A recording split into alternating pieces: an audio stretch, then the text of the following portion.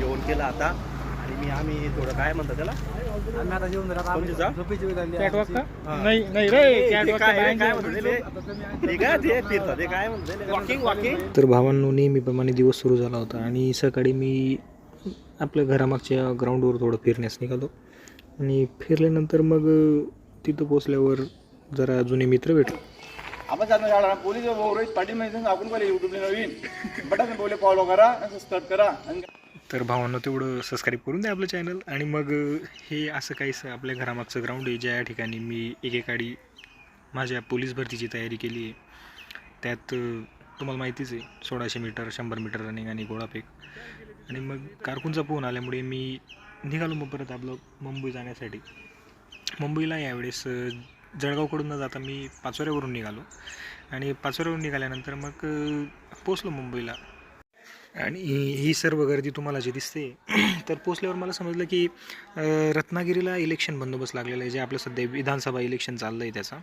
आणि त्यासाठी सर्व जेही आम्ही जवळजवळ 500 ते 700 लोकांना वेगवेगळ्या जिल्ह्यामध्ये म्हणजे सिंधुदुर्ग, पालघर आय थिंक आणि रत्नागिरी या 3 जिल्ह्यांमध्ये आम्हाला ड्युटीसाठी पाठवणार होते. आणि त्यासाठी सर्व मुलांना म्हणजे सर्व जे बी अंमलदार लोक आहेत त्यांना सर्वांना नायगाव हेडक्वार्टरला बोललेलं होतं. आणि हे नायगाव हेडक्वार्टर्स ग्राउंड आहे, त्या ठिकाणी सर्व PTCवाले मित्र भेटले आणि मग बसेसही लागलेल्या होत्या. आणि आमच्या ग्रुपला रत्नागिरी या ठिकाणी इलेक्शन ड्युटी भेटलेली होती. मग आमचा सर्व ग्रुप आम्ही जमलो आणि एक बस दिलेली होती, त्या बसमध्ये जाऊन मग आमचा प्रवास सुरू झाला. आता प्रवास करत असताना हा अटल सेतू त्यावरून जाण्याचा पहिल्यांदा प्रसंग आला. म्हणजे या अगोदर कधी आताच ओपन झाला आय थिंक तो मागच्या 1-1.5-2 वर्षामध्ये, तर कधी प्रसंग आलेला नव्हता. पण खरंच मानावं लागेल, एक मोठा ड्रीम प्रोजेक्ट असेल तो कोणत्या तरी सरकारचा, कोणत्या तरी म्हणजे आता करंट गव्हर्नमेंटचा, आणि तो सत्यात उतरला आहे. म्हणजे असं डोळे भरून जातात जसं आपण तो अटल सेतूवरून जेव्हा जात असतो ना, प्रवास करत असतो ना, अरे वा वेगळी फिलिंग असते. आणि ही बघा आमची ही टीम. आता हे सर्व जरा बसमध्ये बसल्यानंतर सगळे रिलॅक्स होऊन जातात, मुलं कपडे वगैरे बदलून घेतात, आपलं टी-शर्ट वगैरे टाकून देतात आणि वर्दी वगैरे एका ठिकाणी टांगलेली असते, कारण की वर्दीला त्याच्यानंतर अजून एक अर्धा दिवस नंतर वापरता यायला पाहिजे. धुण्याची वगैरे सोय नसल्यामुळे मग ती टांगून द्यायची असते आणि टी-शर्टवर मग आमचा प्रवास सुरू असतो. आणि हे बघा हे काही दृश्य आहेत आपले.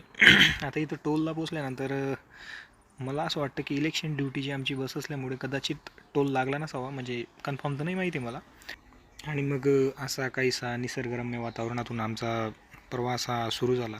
आता तुम्ही पाहताच आहेत अटल सेतू पाहायला भेटला आम्हाला. आणि हे कोकण किनारपट्टी नाही म्हणता येणार, पण कोकणातील हा जो रस्ता आहे ना, आता बराचसा भाग हा कोकण किनारपट्टीचा सह्याद्री पर्वताने व्यापलेला असल्यामुळे हे बरेचसे दृश्य आपल्याला या रस्त्यावरून म्हणजे या मार्गावरून जाताना आपल्याला पाहायला भेटतात. आता प्रवास करत असताना जवळजवळ 1-1.5-2 वाजले होते, जेवणाचा वेळ झालेला होता. मग आमची बस एका हॉटेलला थांबली आणि त्या ठिकाणी आम्ही दुपारचं जेवण वगैरे केलं. जेवण वगैरे ठीकठाक होतं. त्यानंतर पुन्हा बस निघाली आणि बघा हे काहीचं दृश्य. आता एक बोगदा देखील त्या ठिकाणी लागलेला होता आणि असा बोगद्यातून कुठं घाटातून असा प्रवास करत करत आम्ही चाललो होतो. आता बऱ्याच वेळा प्रवास करत असताना मला वाटत होतं की आपण कधीतरी ह्या रूटने बाईकने तरी यावं म्हणून, आणि बाईकने हळूहळू जसं आपण निसर्गाचा आनंद घेत पोचावं म्हटलं. आणि असा प्रवास करत आम्ही साधारण 7-7:30 वाजता चिपळूणला पोचलो. आणि चिपळूणला पोचल्यानंतर मग त्या ठिकाणी आम्ही चहा वगैरे घेतली आणि त्यानंतर तिथून जवळच असलेलं आमचं जे पोलीस स्टेशन आम्हाला भेटलेलं होतं सावर्डे, त्या ठिकाणी आम्ही पोचलो. आता सावर्डे पोलीस स्टेशनवाल्यांनी आमची सोय मंगल कार्यालयात केलेली होती. हे मंगल कार्यालयाचं काहीसं दृश्य. आणि मग आम्ही झोपलो आणि दुसऱ्या दिवस सकाळी आम्हाला चहा पोहेचा नाश्ता झाला. चहा पोहेचा नाश्ता झाल्यानंतर मग मी तुम्हाला दाखवतो जरा. हे बघा असं मंगल कार्यालय होतं. आता माझ्या मागे तुम्ही पाहू शकतात. हे बघा हे काहीसं असं. आता हे सर्व पब्लिक ड्युटी करण्यासाठी म्हणजे थोडक्यात बंदोबस्तसाठी झालेले असते, इलेक्शन बंदोबस्तसाठी. हे सर्व माझ्यासोबत असणारे पोलीस अंमलदार आहेत आणि त्यात काही होमगार्ड देखील होते. आता हे बघा रिलॅक्स जीवन असतं, म्हणजे तसं जोपर्यंत ड्युटी लागत नाही. आता खास करून ड्युटी ही असं म्हणून चालता येईल की इलेक्शनचा आदला दिवस आणि इलेक्शनचा नंतर ते दिवस थोडं टप असतो. त्याच्या अगोदर आपल्याला फक्त ब्रीफिंग चालत असते की नेमकं तुम्हाला करायचं काय आहे, कसं करायचं आहे. आणि हे त्या मंगल कार्यालयाच्या बाहेरचे दृश्य, म्हणजे मंगल कार्यालय म्हणता येणार किंवा मंगल कार्यालय असेल किंवा हॉल असेल तो मोठा. आणि मग तितक्यात वेळ झाला होता ते दुपारची म्हणजे सकाळी तर काही आमची हाजरी झाली नाही तशी, तर मग सकाळचीच म्हणता येईल, सकाळची हाजरीचा. मग पोलीस स्टेशनचे अधिकारी आले आणि मग त्यांनी आमचे काय हालचाल वगैरे विचारून घेतली, काही अडचण असेल तर ती पण विचारली आणि हाजरी घेऊन मग ते पोलीस स्टेशनची गाडी चालली गेली. आता हाजरीचा विषय कसा असतो, जेव्हा आपण बंदोबस्तला जातो तर साधारण दिवसातून एकदा आपली हाजरी होत असते की कोणी कुठे गेलं तर नाही बुवा, किंवा कोणी आजारपण वगैरे काही अडचण तर नाही ना कोणाला आली, त्यासाठी ही हाजरी थोडक्यात होत असते. तर भावांनो, हे आपले दोस्त प्रवीण पाटील, आम्ही निघालो आता दुपारी जेवायला.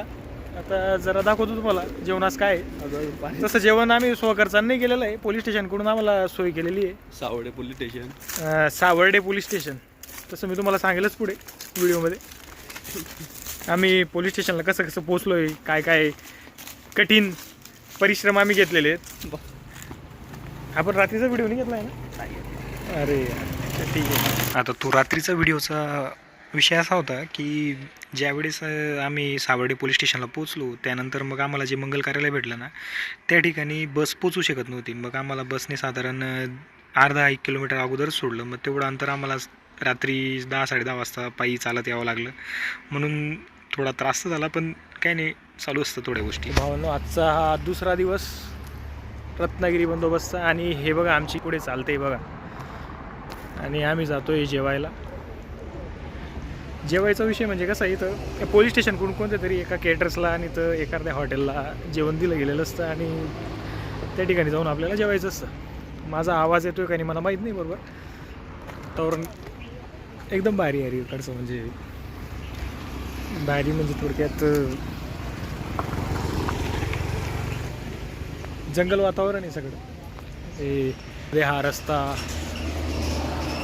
हायवे, नॅशनल हायवे कोणता तरी, एक तर कोकणवाला कोणता तरी हायवे असेल. हे बघा, हे दूरवर तुम्हाला डोंगर दिसतंय का मला माहीत नाही, दिसतंय का नाही, पण भारी जे बी येते मस्त वाटलं एकदम पाहून. थोडं काहीतरी चेंज तर आहे नक्कीच, म्हणजे बंदोबस्तला आल्याचा फायदा तर आहे. आणि दुसरे मित्र येत आहेत जरा जेवण करून. आणि मग आम्ही ज्या ठिकाणी आम्हाला जेवण सांगितलेलं होतं त्या ठिकाणी पोचलो. हे हॉटेल होतं एक, आणि तिथं थाळी सिस्टमनुसार आम्हाला जेवण दिलं गेलेलं होतं. जेवण अनलिमिटेड होतं आणि जेवण चांगलं होतं.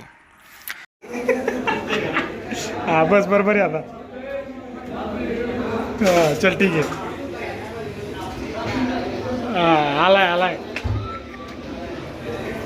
बस रे, पाणी नको संपू रे. आणि हे असं जेवण होतं काहीसं. एक भाजी होती, डाळ भात आणि तंदूर रोटी होती आय थिंक, आणि लोणचं होतं. आणि आम्ही जेवण केलं आता, आणि आम्ही थोडं काय म्हणतात त्याला, आम्ही आता जेवून झालं, आता आम्ही कोणती जा? झोपेची वेळ झाली. कॅटवॉक का? नाही नाही रे, ते कॅटवॉक काय काय काय म्हणतात ते काय ते फिरतात ते काय म्हणतात, वॉकिंग शतपावली. शतपावली. थोडं जेवल्यानंतर दुपारच्या आम्ही शतपावलीत आलतोय आता. तर मित्रांनो, आजचा होता दुसरा दिवस आणि म्हणजे तिसरा दिवस सुरुवात झाली तशी. आणि पहिलेच बोलायला पाहतो तुम्ही. त्यानंतर आमची फॉलिंग होणार आहे. इकडे बोल ना कृष्णा. कॅमेरा कृष्णाला तुम्हाला तर माहिती आहे, आपला दोस्त कृष्णा आहे. राजू मेहर, दूर गेला तू थोडा, कॅमेरा दे. तर आता जेवण झालंय आणि आता चाललोय आम्ही सगळे कुठे घरी आपल्या मंगल कार्यालयामध्ये चाललो. आणि मस्त एक वांगकुशी नाही राहणार तशी मोठी झोप घेणार आहे. काय दिली एक झोप काढू आता. भेटू पुन्हा थोड्या वेळात.